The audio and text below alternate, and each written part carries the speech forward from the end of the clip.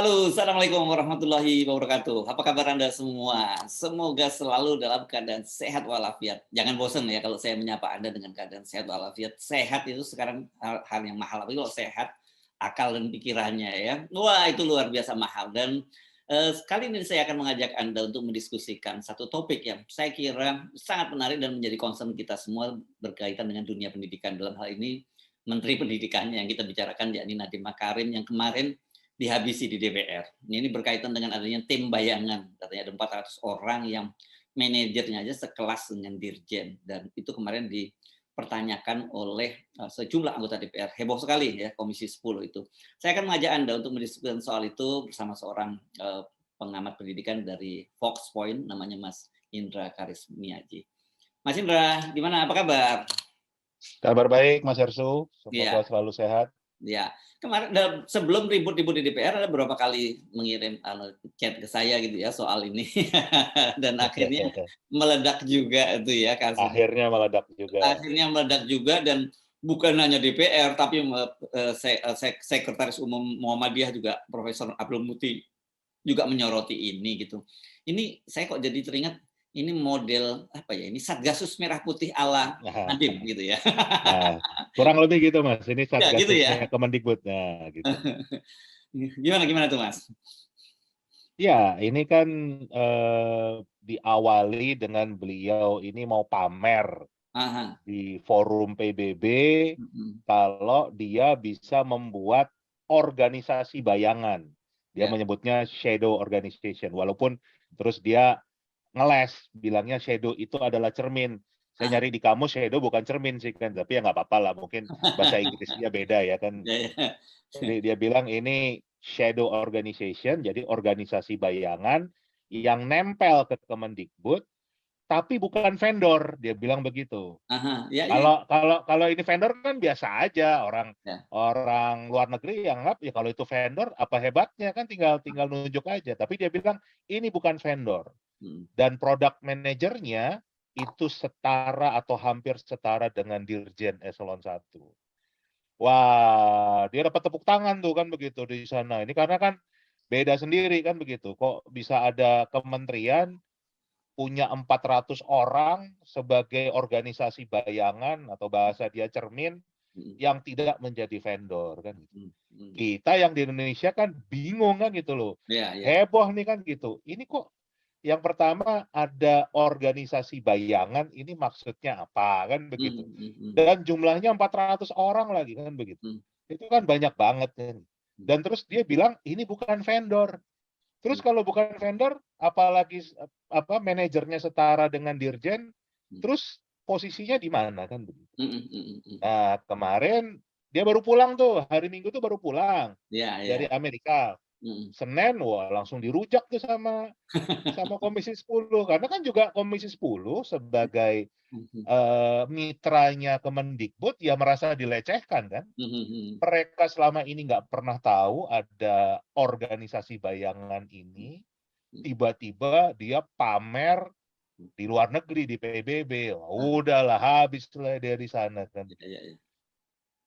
Gitu Mas kurang lebih ceritanya. Ya, tapi kan ketika kemudian akhirnya beliau bicara di DPR bahwa itu vendor, itu kan jadi persoalan. Berarti waktu dia di PBB dia ngibul dong kalau gitu.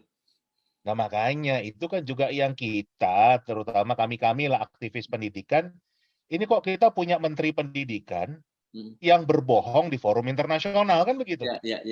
Bukannya Menteri Pendidikan itu kita tugasi untuk ngurus pendidikan supaya anak-anak kita berintegritas, punya karakter baik. Salah satunya ya nggak jadi pembohong kan. Ya ini malah dicontohin ngibul di forum internasional, apa nggak malu kan begitu. Itu yang kami sayangkan ya kan begitu. Itu yang pertama sih yang kita paling sayangkan. Yang kedua, tugasnya Mendikbud ini itu kan membangun SDM, Mas. Membangun manusia kan. Tugas Mendikbud itu kan sebetulnya di pendidikan membangun manusia Indonesia supaya menjadi generasi emas. Kan begitu. Tapi dengan penjelasan dia butuh 400 orang di luar ASN di Kemendikbud, dengan kata lain, dia tidak mampu untuk membangun SDM di kementeriannya dia sendiri. Kalau dia nggak mampu membangun SDM di kementeriannya sendiri, apa ya dia akan mampu membangun SDM Indonesia? Jadi saya berapa kali menyampaikan membangun manusia tidak semudah membangun aplikasi Ferguson kan. Oke. Nah, sekarang kalau kemudian itu disebutnya vendors, ini kan Ya. berarti juga jadi pertanyaan, karena ini proyek besar ya, ada 400 orang, itu nggak mungkin penunjukan langsung, apalagi kalau level manajernya sekelas dirjen gitu. Kan ini juga harusnya juga diketahui dong oleh Komisi 10 soal ini. Nah, itu yang mereka merasa dilecehkan kan. Mereka tidak tahu sama sekali, tiba-tiba dia pamer, kemudian itu jumlahnya juga ya kalau 400 orang itu kan angkanya besar sekali Mas pasti. Kalau kalau kita kali UMR aja kali 400 itu kan udah besar kan gitu dan harusnya kan nggak penunjukan langsung. Tapi kita juga nggak pernah dengar nih ada lelang untuk eh, ahli-ahli apalah ya saya nggak tahu juga yang dikerjakan sebenarnya apa tiba-tiba muncul kan gitu dan ini yang saya takutkan ya jangan-jangan aturan keuangan negara juga ditabrak sama Mendikbud kita nih mungkin masih berpikir ini adalah perusahaannya dia sendiri gitu bukan bukan kementerian yang punya aturan yang betul-betul ketat ya ini bukan duitnya dia ini duit rakyat kan begitu itu yang kami semua takutkan dan lebih parah lagi, takutnya itu justru nanti kalau ada apa-apa, ASN-nya, PNS-nya dikorbanin, Mas. Jadi kan suruh jadi tukang stempel nih, suruh ngikutin menterinya, nah nanti tahu-tahu ada masalah dengan BPK, dengan KPK, ini yang dijeblosin nanti PNS-nya kan begitu. Itu mudah-mudahan nggak sampai ke sana lah. Tapi artinya ini sebenarnya tidak boleh dianggap selesai ya, hanya sampai dengan penjelasan akhirnya diubah pengakuannya, oh ini bukan shadow organization, itu mirror organization gitu, atau nanti jangan-jangan orang salah dengar seperti Anda terus kemudian smoke and mirrors begitu ya. Dan kemudian juga pertanggungjawabannya bagaimana? Ini kan masih jadi masih panjang ceritanya ya, tidak cukup hanya berhenti bahwa kemudian pernyataan di PBB itu diralat di depan Komisi 10. Ini baru mulai, Mas, bukan Oh, udah belum mulai nih? selesai. Oh, Ini baru baru mulai? mulai kan gitu. Oke, ya. Dengan Komisi 10 mengangkat seperti ini, Mhm. itu kemarin BPK juga bergerak. Ah, BPK langsung melakukan audit. Nah, ini memang sekarang tadi teman-teman ASN itu lagi disetrap sama BPK kan gitu. mhm mhm. Karena harus melaporkan kan ini bagian dan itu yang ngurus ya teman-teman ASN karena yang 400 orang tim bayangan ini kan nggak punya jabatan struktural, nggak punya pertanggungjawaban kan itu yang juga juga rentan untuk disalahgunakan kan. Nah, Mhm. ini baru mulai nih dan ini ujungnya kita kita nggak tahu nih apa akan seperti apa karena bisa jadi ada penyelewengan anggaran yang luar biasa karena juga tadi saya dikirimin screenshot kalau ini penunjukan langsung Oh, dan penunjukan langsung? angka penunjukan langsung Mhm. angkanya 38 miliar. Emang bisa seperti itu? Setahu saya di Iya negara ini ya, iya di iya. negara Indonesia itu Mhm. maksimal 200 juta. Iya iya Nggak iya. tahu di negara yang lain. Nah, ini saya nggak tahu nih kementeriannya di negara mana nih gitu. Mhm Jadi mhm mhm. setahu saya itu 200 juta, tapi ini kok bisa 38 miliar. Itu masih ada yang lain ya, ada yang 27 miliar, ada yang karena kita bicara 400 orang ini kan Mhm. angkanya tinggi sekali. Itu Mas. Jadi ini baru mulai, Iya. bukan udah selesai nih kan gitu. Oke, informasi yang Anda dengar ini apa? Siapa mereka dan apa sih yang dikerjakan oleh tim bayangan ini? Kalau yang saya dengar sih mereka ini memang anak-anak muda. Ya. Mereka yang kalau dari sisi kecerdasan ya cerdas deh kan gitu. Banyak yang lulusan luar negeri kan gitu. Itu diambil karena sepertinya memang Mendikbud ini tidak percaya dengan ASN yang ada di dalam sana kan begitu. Jadi sudah pandangannya negatif ya jadi beliau memasukkan anak-anak muda ini, tapi ya anak-anak muda ini kan sama sekali nggak punya pengalaman bidang pendidikan, nggak punya pengalaman di bidang birokrasi juga. Jadi banyak memang kita bisa lihat kan kebijakan-kebijakan yang diambil selama 3 tahun ini kan gaduh terus, ngawur terus kan begitu. Termasuk yang terakhir RUU Sisdiknas itu betul-betul sampai ditolak, ya itu karena sebetulnya isinya ngawur, kayak kayak anak kuliah lagi bikin proposal skripsi yang ditolak kan gitu. Isinya benar-benar nggak nyambung, dan memang sepertinya karena anak-anak muda yang membuat nggak punya pengalaman jadi begini. Dan yang ASN-nya itu dipinggirkan semua, disingkirkan semua, harus patuh pada anak-anak muda ini. Itu yang info yang saya dapat di dalam ya. Tapi kan mereka nggak berani teriak, Mas, kan gitu. Kalau teriak, wah itu udah banyak yang diparkir, banyak yang nggak dikasih jabatan. Itu yang saya dengar seperti itu. Dan iya, Anda tadinya menyebut soal undang-undang Sisdiknas. Jangan-jangan dicurigai ini kenapa undang-undang produknya seperti itu juga karena adanya tim bayangan ini gitu. Oh, kalau saya justru yakin, karena kalau mereka yang menyusun ini adalah orang-orang ASN Kemendikbud sendiri, pasti jauh lebih rapi. Karena mereka sudah tahu ini harus naskah akademiknya dibuat dulu, harus ada uji publiknya juga terbuka, semua orang dibuka. Ini kan nggak sangat tertutup, karena memang sebetulnya gini, Mas, kenapa orang kayak saya itu nggak pernah lagi nih ya diundang di Kemendikbud. Karena yang anak-anak kecil ini nggak akan berani berdebat dengan orang seperti saya, kan begitu. Ya kan? Karena Karena Anda saya punya terus-menerus kritik aja gitu, jadi dianggapnya begitulah. Tapi kan saya bicara itu ada datanya. Ya kan, nggak cuman asal jeplak aja, tapi ada datanya, dan bahkan saya bisa memberikan solusinya. Nah, tapi karena ini anak-anak muda ini memang sebetulnya nggak punya pengalaman, makanya kan kita lucu, Mas. Sampai hari ini seperti RUU Sisdiknas, kita nggak pernah tahu siapa tim penyusunnya. Kurikulum Merdeka kita nggak pernah tahu siapa tim penyusunnya. Kebijakan-kebijakan kita nggak pernah ada timnya, kan gitu. Karena memang jangan-jangan memang bukan para ahli, bukan para pakar yang menyusun. Yang kita nggak pernah tahu ini di Google itu siapa orangnya, kita nggak pernah tahu. Itu yang kami curigai. Oke, jadi kalau tadi Anda menyatakan ini baru dimulai, ini bakal seru ya peristiwa ini ya. Dan oke, tapi kan Anda sekarang ini kalau kita catat ini juga ini soal kehebohan yang kesekian kalinya kan, banyak sekali kehebohan yang terjadi di bawah Menteri Mas Nadiem ini ya. Jadi kalau buat teman-teman, belum lagi kemudian ada persoalan-persoalan guru yang belum diangkat dan sebagainya, yang sekarang heboh di mana di media sosial dan sebagainya. Jadi apa sebenarnya yang Anda lihat? Maksud saya, apa sungguh yang terjadi ini, Mas Indra? Simpel seperti saya sampaikan tadi, eh, Mendikbud yang saat ini ditunjuk oleh Presiden, saya akui orangnya cerdas. Ini aset bangsa. Tapi mungkin keahliannya bukan membangun manusia. Ya kan? Itu butuh keahlian yang sangat berbeda, kan begitu. Dia mungkin jago bangun aplikasi. Makanya kalau ditempatkan untuk membangun manusia, ya jadinya gaduh terus seperti sekarang. Kebijakan-kebijakannya sama sekali beliau tidak mampu untuk bahkan membangun SDM yang berada di bawah komandonya sendiri. Kan harusnya kalau orang yang punya tugas membangun SDM, ya dengan siapapun timnya dia bisa bangun dong. Dari nggak bisa diajarkan supaya bisa.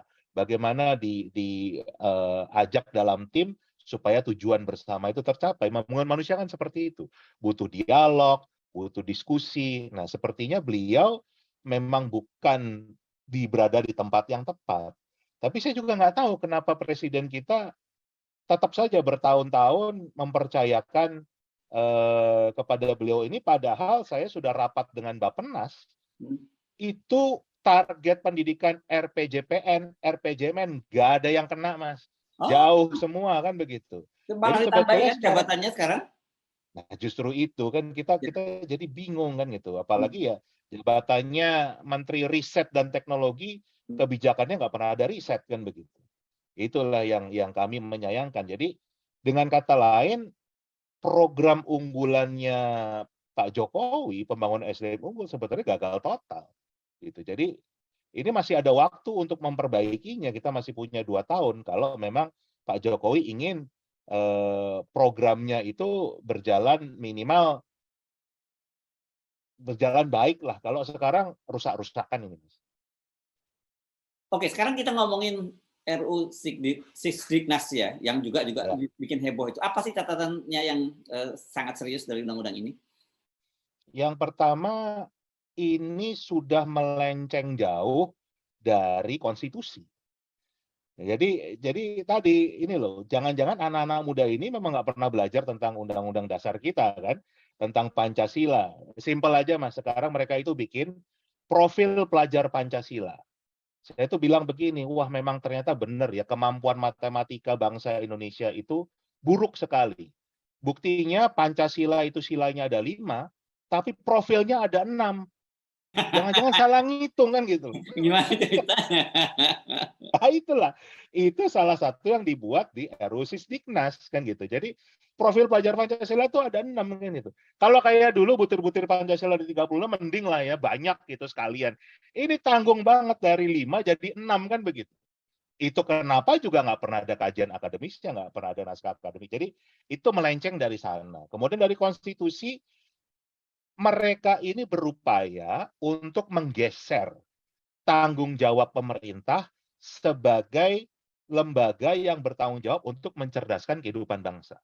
Itu kan clear di konstitusi mengatakan tanggung jawab mencerdaskan itu di pemerintah, bukan di Mas Hersu, bukan di saya, bukan di ormas, bukan di lembaga manapun, bukan pihak swasta, bukan masyarakat, tapi pemerintah. Nah itu di RUU Sisdiknas dihapus tuh Mas. Bahkan sampai menteri di Undang-Undang Sisdiknas yang lama, Undang-Undang Nomor 20 tahun 2003, menteri adalah penanggung jawab urusan pendidikan nasional. Di draft yang baru, Menteri Pendidikan adalah penyelenggara urusan pendidikan. Jadi kan sudah menggeser dari apa yang tertulis di konstitusi dan banyak lagi yang lain juga misalnya seperti mereka itu mendorong yang namanya pendidikan itu menjadi hanya persekolahan. Padahal namanya pendidikan itu kan juga kita bicara pendidikan di rumah, pendidikan di masyarakat kan gitu. Jadi bukan hanya ngurusin sekolah saja. Dan yang paling aneh itu adalah urusan wajib belajar. Wajib belajar itu dibuatnya 13 tahun, tetapi warga negara wajib untuk ikut membiayainya. Ya kan? Ini berusaha membodohi kita atau mereka nggak ngerti sih konsep yang namanya wajib belajar itu bukan warga negara menanggung, tetapi justru negara itu memberikan layanan pendidikan secara gratis. Itu yang namanya wajib belajar. Jadi mereka kebalik nih. Berpikirnya wajib belajar itu adalah orang tua diwajibkan menyekolahkan anaknya. Kalau bayar ya harus bayar, pokoknya harus menyekolahkan. Ini kan kebalik kan gitu. Jadi dan itu bertentangan dengan konsep hak asasi manusia tentang pendidikan. Nah, inilah contoh-contoh problem mendasar yang memang harus kita perbaiki bersama dan ternyata memang di dalam draft kita baru menyadari konsiderannya itu tidak lengkap. Jadi Undang-Undang Dasar itu pasal 31, ayat 1 dan 2-nya nggak jadi konsideran. Nggak tertulis kan gitu. Nah ini pasti juga anak-anak muda ini lagi nih, jangan-jangan yang karena nggak belum menguasai tentang konstitusi kita, yang masih belum punya pengalaman, kelupaan. Sama kayak waktu dulu PP 57 kan, kelupaan memasukkan pelajaran Pancasila misalnya kan. Lupa gitu. Jadi ini betul-betul apa ya, ini teraliniasi lah ya, anak-anak ini anak-anak pintar gitu, tapi dia teraliniasi dari bukan hanya dunia pendidikan kita, tapi juga realitas kita sebagai berbangsa dan bernegara Indonesia ini ya. Saya melihat memang ya karena mereka masih muda kan, wawasan Nusantaranya masih sempit Mas kan. Jadi mungkin belum pernah lihat ya kan kondisi nyata sekolah-sekolah di pedalaman, di daerah 3T, sekolah yang tiba-tiba ada kambing masuk ikut belajar kan gitu. Itu kan nggak ditemui di anak-anak yang memang sekolahnya di sekolah luar negeri ini kan begitu. Nah, itu yang mungkin membuat mereka pandangannya sempit, idealis sih kan gitu. Saya terus terang dulu zaman kuliah ya kurang lebih cara berpikirnya sama. Jadi saya nggak heran nih dengan produk yang mereka hasilkan itu saya berpikir mungkin sekitar 20 tahun yang lalu, cara berpikir saya kurang lebih sama kan gitu. Nah ini yang saya lihat ya, gitu Mas. Kan dia kan kalau dulu kita teringatkan bagaimana soal apa, soal BOS dikaitkan dengan jumlah siswa sekolah yang kemudian diminta merger dan sebagainya. Ini kan cara berpikir benar-benar orang ya cara berpikirnya pebisnis saja yang lihat ketika perusahaan itu tidak cukup menguntungkan ya lu merger gitu kan. Nah, itu kan kita pernah bahas waktu itu begitu. Jadi mereka nggak tahu memang ada sekolah yang memang siswanya nggak mungkin bisa lebih dari katakanlah 30 orang. Karena di kampung itu anaknya cuma 30 orang. Lainnya itu udah laut, udah pulau lain, udah daerah, udah sungai yang besar, udah hutan kan begitu. Jadi memang tapi itu anak-anak Indonesia yang harus sekolahnya dibiayai karena itu amanat konstitusi mengatakan pemerintah wajib membiayai pendidikan dasar. Itu yang mereka lupa, Mas. Jadi memang pengalaman itu, wawasan Nusantara itu penting untuk para pejabat publik kita. Nah, balik lagi ke problem ini, kalau 400 orang ini kan bukan pejabat publik. Jadi kan sangat rentan sekali produk seperti ini, ya kan, dihasilkan oleh mereka yang tidak punya tanggung jawab secara kenegaraan, tapi dibuat seolah-olah ini adalah produk kementerian, kan bahaya, Mas. Jadi bukan saran ya, kalau saran saya kira bolak-balik nyampaikan saran nggak ada follow up-nya. Apa yang akan dilakukan oleh teman-teman para aktivis pendidikan ini? Kalau kami sih memang mendorong supaya Satgasus ini, tim bayangan ini segera dibubarkan karena juga nggak sehat, Mas. Ini potensinya memang melanggar banyak undang-undang, undang-undang ASN, Perpres tentang Kemendikbudristek, ya kan ada SOTK-nya di sana. Kemudian tadi juga masalah penyalahgunaan anggaran, penyalahgunaan kekuasaan, dan juga tentunya dinamika bekerja sendiri buat teman-teman di Kemendikbud sendiri kan nggak enak gitu loh. Tiba-tiba ada anak-anak kecil, ini sebutan mereka kurcaci, Mas kan.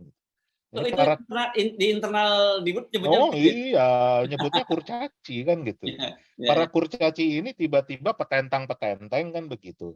Merasa menjadi paling hebat, menjadi paling pinter, padahal sebetulnya mereka mungkin dari sisi pendidikan oke lah, mereka ini bagus. Tapi dari segi pengalaman mereka minim sekali dan itu yang kami sarankan dan harapannya sih ya kalau dari kami ya Pak Presiden bisa mencari orang yang tepat untuk mensukseskan programnya sendiri karena ini justru malah merugikan legacy dari Pak Presiden sendiri punya program pembangunan SDM unggul tapi dikelola oleh orang yang tidak mampu membangun SDM sama sekali, ya kan? Jadi paradoks nih Mas.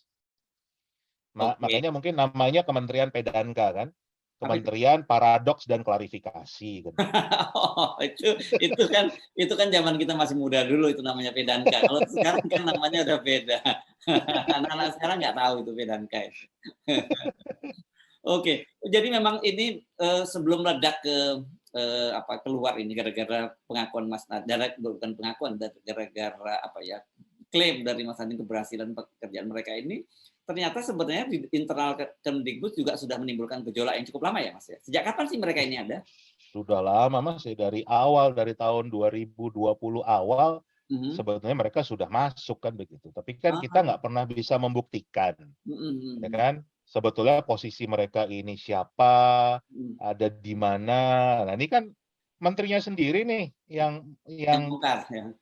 membongkar sendiri ya bagus lah memang Ya, ternyata sepandai-pandai tupai melompat ya ya, jatuh juga kan dia begitu. Ini yang terjadi maksud hati mau menyombongkan diri ya di ya, rumah sendiri ya jadi dirujak dia kan karena ya, ya. memang ini adalah kebijakan yang sangat keliru menurut saya. Ya, ya. Jadi ini BPK sudah mulai bergerak. Tapi kalau sebenarnya internal departemen itu harusnya punya inspektorat. Tapi kita tahu lah inspektorat nggak mungkin dia bisa mengambil langkah yang kemudian memeriksa menterinya gitu. Nah, lembaga apa yang bisa ini? Apakah ombudsman segala macam itu bisa bisa mengambil langkah semacam ini, Mas? Ombudsman nasional atau apa?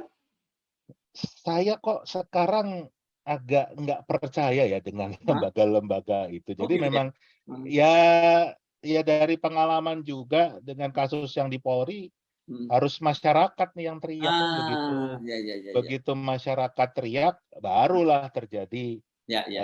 ini ya upaya perbaikan kan gitu. Jadi ya beruntung sekali kita berbagai kalangan aktivis pendidikan merasa ini nggak beres, kita berteriak semua dan akhirnya terbongkar juga kan. Nah Ya, ya. kita akan terus berteriak sampai memang ada perubahan yang nyata kan begitu. Ini kita makanya belum tahu nih Mas, ini baru mulai Mas, ujungnya bagaimana kita belum tahu.